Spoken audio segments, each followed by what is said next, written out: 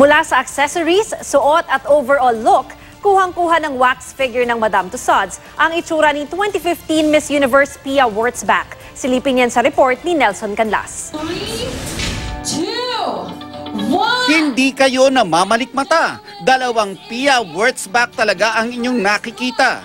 Wax figure yan ng 2015 Miss Universe sa World Famous Wax Museum na Madame Tussauds. 6 na buwan ang pagpaplano, pagsusukat at paggawa ng wax figure.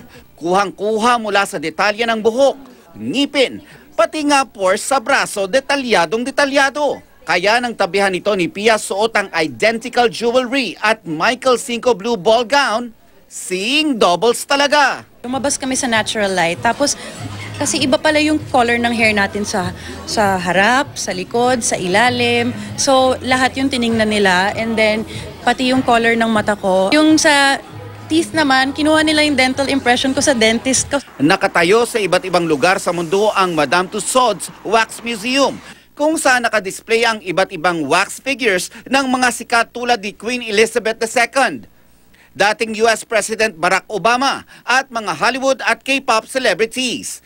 Ayon sa Madame Tussauds, si Pia ang kauna-unahang Pinoy na ginawa nila ng wax figure.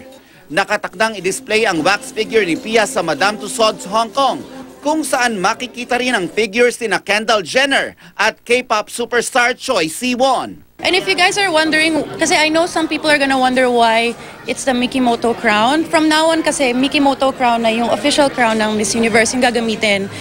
Nelson Canlas, GMA News.